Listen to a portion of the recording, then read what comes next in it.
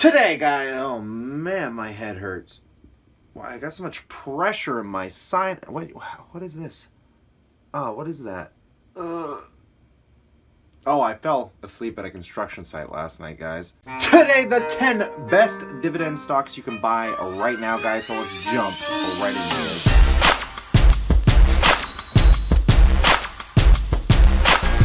Welcome back to my passive income investors. Today, I want to break down, if I were to start a dividend portfolio today, 10 stocks that I would consider looking at that are some of the best dividend stocks of all time. If you're new to this, really quickly, what is a dividend, guys? A dividend essentially is when a company gets paid money and they decide to take a percentage of the profits and pay it out to the shareholders in what is called a dividend. It's something that a company has to pay out. There's no guarantees with them, but it's essentially a pretty reliable thing that the market has done for a long time. Some companies that don't pay dividends, you'll notice, usually have a higher growth rate because the companies will essentially take that profit. They think they're smarter, that if they just invest that money back into the company, your share price will go up. The reason I don't like those companies is because for me to take profit, I have to sell out of the company, and I don't want to have to sell positions in companies. I'd rather be able to hold on to the positions for my whole life, get paid, and be able to do stuff with that money, whether it's buy another stock or re-inject that capital back into the company. There you go, guys. Really quick definition of a dividend. All right, guys, these are some of my favorite stocks of all time, and I think this is really going to help you out. Some of these you're going to be really familiar with, some of them you're probably not going to be so familiar with, so I'm hoping we can learn from each other. Remember to let me know in the comments section below if there's any stocks that I missed or something you think I should consider adding, starting with numero uno, 7%. Apple, guys, pays a 1.7% dividend yield. We all know Apple, the temple of Apple. Every time I go to the Apple store at the mall, there's always a pile of people there. This is a stock, whether they lose all of their sales tomorrow, they will continue to pay their dividend well into the future, guys. If you look at Apple's balance sheet, they have an incredible amount of cash and probably one of the most securest dividends in the world. The percentage isn't very high, but they have a lot of opportunity to increase it. But instead of increasing their dividend, they've been doing share buybacks, taking more shares off the market. We already don't have Apple as part of your portfolio. I would seriously consider adding it. I think it should be a part of everybody's portfolio. It has one of the best growth rates of any company out there, and it pays a dividend, which is super awesome, leading us into numero dos. There's no prioritization about any of this, guys. These are just randomly thrown up here. They're not really going from like 10 to 1 or what's to the best. They're just ones that I would consider buying. I like them all fairly equally. Moving on to number 2, Starbucks. All right, looking at Starbucks here, guys. If you don't know what Starbucks is, this is a company that I had an opportunity to buy on a big dip, and I didn't buy it because I was watching the wrong people make it out like Starbucks was a horrible company, horrible experience, and everything else. But coffee is like one of those addictions that it's one of the publicly accepted addictions, is the better way of putting Starbucks. And it's pay a roughly 2.05% dividend right now. But if you bought it on that dip, lucky you, because you're probably getting just over a 3% yield. On top of that, this is a company that's increased dividends healthily, steadily, and they've also had nice growth in China. They started closing down some of their stores. That was one of the reasons the Starbucks had a big dip, because they found out they were optimizing essentially, and people took the optimization as a bit of a bad news situation, which was really unfortunate, and I felt horrible because I kind of knew this and I didn't take advantage of it. Essentially, Starbucks just decided they were going to close down their least operable stores and focus on the ones that were doing the most sales, and then continue to build more. So something to look at. It's not something I own, but I'm looking to add some kind of coffee brand or coffee company to my portfolio. So let's move on to number 3. Southern Company, guys. Southern Company has been one of the most resilient utilities, I think, in the U.S. for dividend increases. They managed to rapid scale their company to a point where they're actually able to pay out a 4.9% starting right now, and it is hitting some all-time highs. I have an average buy price on this right now of right around 42-ish. I got in, always buy the dip. I've been buying this company on dips forever. I think I'm holding a very healthy $6,000 or $7,000 worth of shares in this company. It's one of my favorite one of the only 2 utilities in my stock portfolio, and it's one that I think you should severely look at owning, just because their dividend increase rate is absolutely absurd. This company has the highest dividend increase of almost every utility out there, and they managed to sustain the books, and I think they're going to be able to continue to pay this into the future, guys, which is why it's not only part of my portfolio, but maybe something you would consider looking at as well. Number 4, one that I don't own, but I have looked at from day one of my investing career, guys. This is one we all know as well, which is Disney, D-I-S on the... So Disney pays out about a 1.6% at its current yield. It's come up, it's come down. It mainly hovers in this area, but it's had a nice 10-year return. Over the last few years, it's mainly been flat, which is usually a good sign if the company is able to grow its revenues, because that means the underlying fundamental values are slowly going up. It's not being evaluated in the stock, which usually means the stock would be undervalued, guys. This is not one that I own, but I have looked at for far too long. This is a company I think is a staple to society. Every kid that grows up has some kind of fond memory of a Disney show, a Disney princess, or something related to Disney, and I think it's just going to be something that's going to be around for a long time. If you've been to Disneyland, you know exactly what I'm talking about. But that's a 1.6% yield, guys, that I think you can trust for the rest of your life, which takes us number 5 is a bank stock. It's not a bank you're probably too familiar with, so I'm hoping you're going to enjoy this one. This is part of my current portfolio, guys, which is BMO. So I recently just started buying this company actually this year. BMO, Bank of Montreal, has actually been one of the best performing banks in the world, believe it or not. It has an incredible rate of increase on its dividend. I was just buying this at the beginning of the year on the dip, and I was buying it right around, I can't remember the exact price on it, but it was the really low 90s, I do believe, and now we're in the upper 90s. But this is still a stock that I think you should look at over the U.S.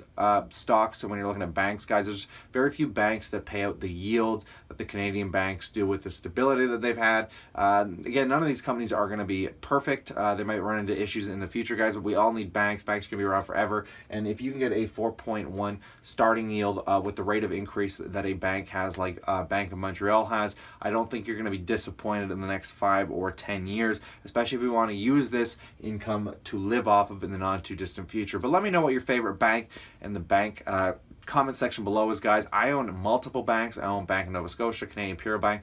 I just can't get over these insane dividend yields. I personally use Bank of Nova Scotia. I used to own Bank of America, guys.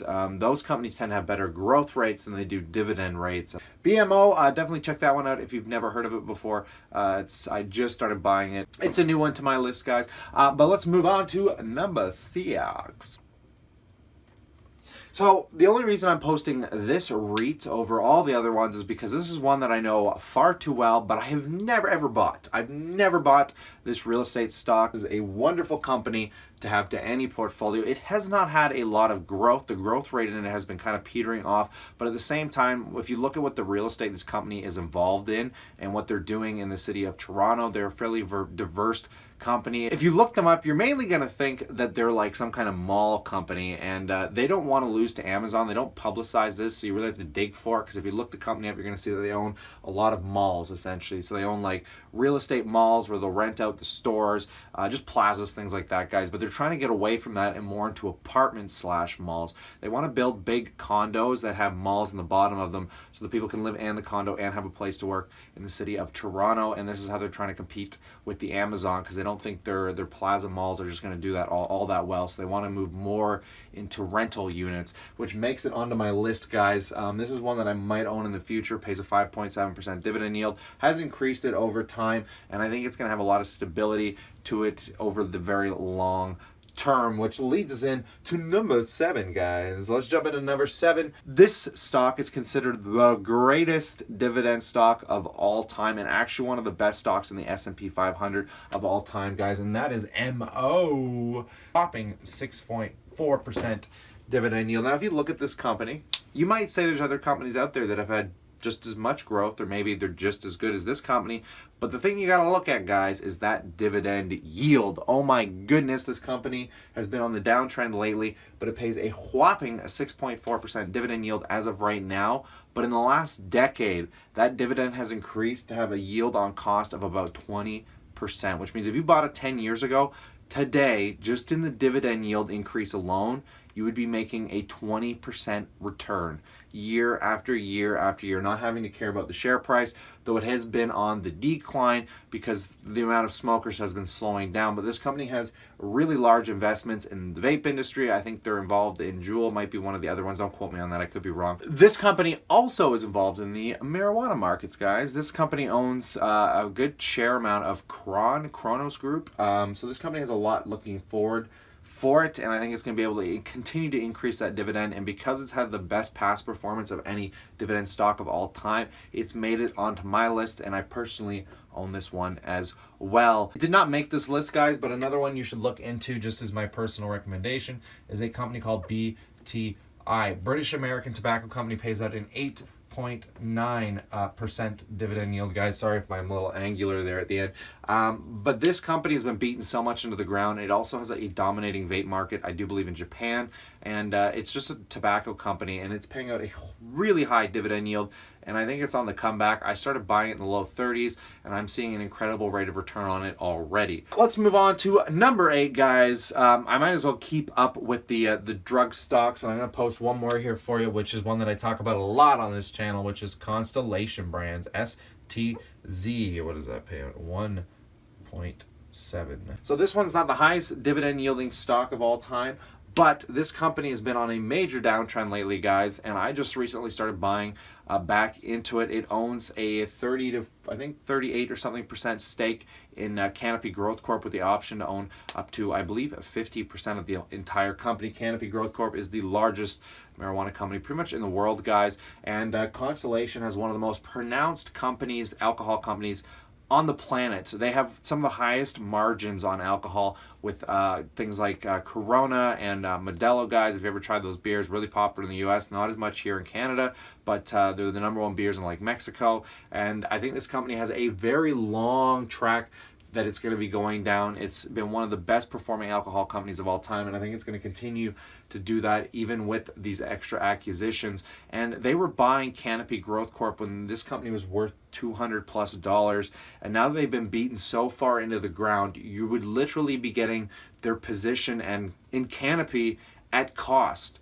Literally at a crazy discount, like they didn't even own it, with how much their share price has dropped. So I would seriously consider owning this I think it's a better venue in getting into the marijuana markets, because I used to own Canopy, made good money on it, but I like owning these dividend stocks, guys. So I like being able to own Canopy through Constellation Brands. Yes, I might not get the same rate of return, but I'm looking for a stable, reliable, increasing dividend for the rest of my life, guys. I want to be able to utilize that money. So that's why it made it onto my list. We're almost there. We've almost made it, guys. We got 2 left. So let's start talking about the next one here. This is one that I've loved talking about on this channel as well, guys, and that is GEO Group. GEO. 8.1% dividend yield. There is many reasons for me to love this company. This is a real estate company that is not listed as a REIT. It is simply a prison stock that I actually currently own. I love this company because essentially when I realized that prisons were privatized, the government actually pays to house criminals, and this company pays out a really high dividend yield, guys. Who knew you could make so much money off people going to jail, with a whopping 8.1 current % on their dividend, and that has actually steadily increased. There's a lot of volatility with their dividend. They've had special payouts, things like that. It's not the kind of real estate you'd want to own, but when the government is paying to fill the beds, and there are always crazy people, unfortunately, in this world, I think prisons are another one of those staples to society that just aren't going to go anywhere. All correctional institutions really try and help people, and then they own maximum prisons. It's a very interesting company to look into, guys, and it personally is a small position currently in my portfolio. I'm not looking to add too much more at the moment, but I might in the future, just because I feel like this company is going to have a lot of reliability to it, which leads us into our final stock, guys. This isn't the best stock. Remember, I told you these are all equal almost in my eyes, but let's go down to the very last one, which is this is one I'm sure you've heard a lot about. Good old Proctor Gamble, one that I actually used to own. Procter Gamble, 2.9% dividend yield. I used to own Procter & Gamble. I really regret selling it at this point because I sold it to basically buy into just some higher growth companies. Stupid mistake. I should have just held on to it because it was one of those long-term stocks. I just felt more intrigued about something else at the time. Procter & Gamble is one of these more boring, but not so lately considering the rate of return it's had this year. This thing has been on the run. When I was owning it, it was paying out a 3.5% dividend yield. Crushed a little bit Procter Gamble essentially just makes your basic household products, guys. Everything, I think, from like toothpaste to toilet paper. Another staple to society. I wanted to throw this one in here to mix the bag up. So we have your utilities, your tech stocks, a little bit of everything. If I were to build a portfolio tomorrow and I saw all of these in that portfolio, I would be very happy. So this list is for somebody that might be new to stocks, maybe you know about stocks and you're taking some interest into some dividends, guys. This would be a portfolio that would make me very happy. I would love owning this, and I do own at least half of the stocks mentioned here today, guys. This is really awesome. This is the way I love to build a portfolio, essentially with really reliable, good growth stocks that pay a dividend, and to max out the amount of money, because let's say Apple doesn't pay a whole lot, but when you buy half Apple and maybe half MO or BTI, your average dividend rate is going to come closer to about 4 or 5% when you find the median, so long as you're not over leveraging in one or the other. But again, guys, let me know in the comment section below, and slap a like on this if you enjoyed this video at all. I'd really appreciate it. Remember, just let me know. I really want to hear what you guys think in the comment section below. What stocks do you have in your dividend portfolio that I may have missed here, guys? I had a lot of fun making this. Try to do something a little different for you guys today. So stay cool, stay awesome, and I will see you tomorrow.